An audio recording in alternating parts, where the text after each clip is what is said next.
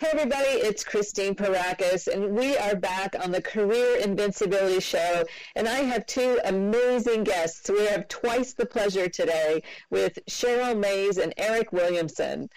Sheryl is the president of Rise and Shine Consulting Firm. She's a success coach, best-selling author, keynote speaker, on-air personality, and contributing writer for Entrepreneur Magazine. Sheryl is dynamic, results-driven, sales training, and business strategist with 20 years of leadership achievement and demonstrated success with millions of dollars in revenue growth and providing exceptional strategies for employee engagement, leadership, and business processes in highly competitive markets. Eric is the author of How to Work with Jerks, like who hasn't been there, a professional development consultant and president and CEO of Tailored Training Solutions, LLC, and has a vision of success that is inherently different than most. He's got 2 decades of real-life, hands-on, in-the-trenches experience in both public and private sectors and has worked with companies and institutions, both large and small.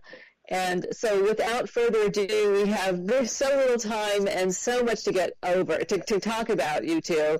Welcome, Sheryl and Eric. Thank you so much. I'm excited to be a part of this. I'm so excited to have you both here. Where do we start? I love to hear about some of the zigs and zags that people who have had your level of success have encountered along the way and how you've overcome them. Can you share some of your story with us? Who wants to go first, Eric? You or me? Go ahead, Sheryl. Go ahead, Sheryl. I'll follow your cue. If I go, you might not have enough time. Because I'm telling you, the zigs and zags have been immense. You know, Christine, for me, it has been truly about a mindset shift. I had a very successful career. My last position in corporate was in 2014. And I had been there for 10 years and had progressed through the ranks and ending at VP of admissions. And that was where I was supposed to retire. That was my job that was going to send me into retirement. And so you kind of look at that and you go, okay, this is my plan, because we have to have a plan. And in 2014, when career training schools took a huge hit, this was one of the largest schools in North America. We had over 125 campuses, and I was responsible for 25 of those campuses. And so when the company literally stepped out of the business and started to piecemeal the campuses to different entities, I found myself looking at my future going, this was not the plan. Being unemployed at that time was not the plan. And so it literally was a zig and a zag, because I had no plan B, because that was my plan A, and that was supposed to take me to retirement. So when it came time for me to, I guess, look at the horizons and go, so what do you want to be when you grow up now? Because you have to answer that question again.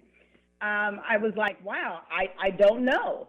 I just did not know what I wanted to do, because I had the plan. And so I had to literally look at, what did I love? What was this thing that allowed me to get up in the morning and feel good about walking out the door, or to feel good about making a phone call, or to just feel good about who I am as a person? And so I decided this is a great opportunity to start my own business, right? Because that's what everybody wants to do. Everybody wants to be an entrepreneur. And I'll tell you, that right there took me for a turn, because I did so much research on business plans and how to start a business, what's the difference between sole proprietorship, LLC, all of this stuff that you literally, start to look up, and then you're still looking at yourself in the mirror going, are you ready for this? And so, my zips and turns were my mental compass, literally trying to say, hey, go find some other place where you could kind of just sit in a chair and, get get a health plan and get a paycheck. And, of course, I opted not to go that route. And so I started my own business in 2018 and have a fabulous mentor that I immediately connected with. It's been over 3 years, and we are still in communication. And we always have this conversation about traveling true north and allowing yourself to, even if you get off course, what is that thing that brings you back to true north? And, much like other entrepreneurs, I asked him the ultimate question, right? So when do I wake up feeling good and not feeling all antsy and anxious? And he's like, yeah, not going to happen. So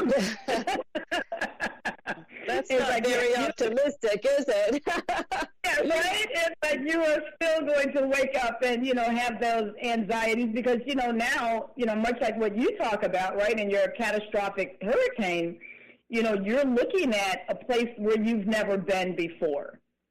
And you're trusting yourself to get through it. And so you're like looking back at like, you know what, I've planned for this. I've prepared for this. It just wasn't in my time frame, but it allowed me to be able to go out on a limb, as they say, that true leap of faith, and to be able to say, yes, I can. And I think for a lot of entrepreneurs, that's that journey, right, where you're like, I want to, but can I literally in my mind say, yes, I can? And so when I talked about it being a mind shift, that's literally where I had to get to. And now I still wake up going, do you really want to do this or do you want to find a 9 to 5? But, I hear you. But I stick it out because, you get one phone call or you get an email from someone that used a technique or used something that you've spoken to them about and you go, this is why I'm here. So, yes, that was my journey, and that's where I am today. Well, I would never have doubted you. I would have put money on you being successful no matter what you undertook. And, Eric, tell us a bit about your journey.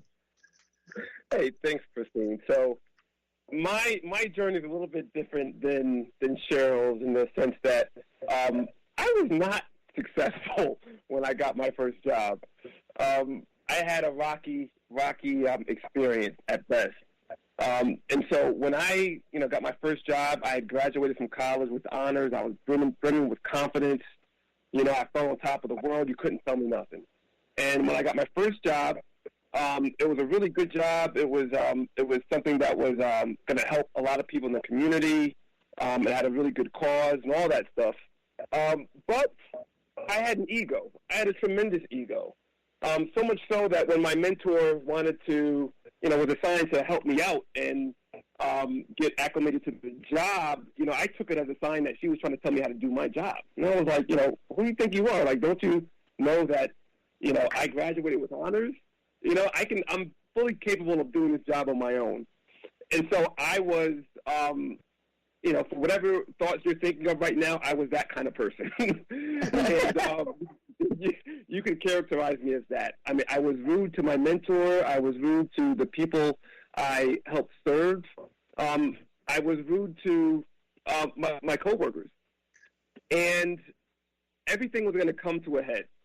And it was this, I remember it clearly. It was a cold winter morning, and my boss, he summoned me to his office. And, he was saying, look, you've been on this job for a while, and I just walked past your desk, and you've got a stack of paperwork that's bigger than you, that's taller than you. You're not getting any of the work done. I've been getting complaints from your customers. I haven't seen, poor Charlie, who's the most senior person on the job. He used to always smile, and he said, since you came, he hasn't smiled since. And he was just saying, look, if you can't turn things around, I'm going to have to let you go. And to your point, Christine, when you talk about that Category 5 storm, that to me, I think that was my first Category 5 storm in the workplace. I was going to lose my very first job, something that I worked hard for, something that I kind of felt I was entitled to, to be quite honest with you. But it wasn't until my boss gave me a lifeline he told me to attend an emotional intelligence course, and it gave me an eye-opening moment. You know, I found myself sitting in the rearview mirror, staring at myself in the rearview mirror of my car, my Pontiac Grand Am at the time, and I looked at myself and I realized I was thinking about all the instances where I treated my mentor and my coworkers and all those people wrong. I said, wow, I am a jerk. You know, I'm a real jerk. Mm-hmm. And, you know, that's putting it lightly, right? I was probably something a little bit, I'm sure you can come up with some other names that are probably more accurate to describe my attitude. But that was the first sign of something, because once I realized that I was a jerk, it helped me, you know, kind of change my attitude, change my behavior, my performance changed. But then I realized that there are other people who had similar problems. Not that they were jerks, but people were treating them like jerks. And I realized that they all had something in common. They were very talented. They were very gifted. They had everything going for them except the relationship. And that one thing really held them back, so much so that they ended up quitting, you know, their profession. They ended up getting fired because, you know, they just couldn't deal with what was going on, and their work suffered. And so I realized that this is a big issue. You know, there are a lot of talented people out there that are having trouble building relationships and getting along with certain people. So I said, you know what, maybe there's something I can do to help, you know, just sharing my own experiences. And so part of that inspired me to write the book, How to Work with Jerks, because it's a roadmap that helps professionals, no matter who you are, no matter what role you serve or title you carry, help them navigate through the political atmosphere and the pitfalls of building relationships and all the complexities with personalities and behaviors. It's a roadmap to help you deal with people that you just can't stand, because quite honestly, we don't always enjoy being in company of people that you'd rather not like. And so I provided this roadmap to help people, not only through the book, but it helped me become uber focused in my company, Taylor Training Solutions, to work with these types of organizations about the root cause of building relationships and how to manage those relationships with the people you work with. So since then, for these last several years, it's been a pain point for many, but it's been a lifesaver through my technique. So that was my Category 5 story, but it also shows how I had to change. I had to change, and I had to change through almost losing my job. Well, you know what? I would have been fired from a few jobs if I didn't own the company. I can tell you that.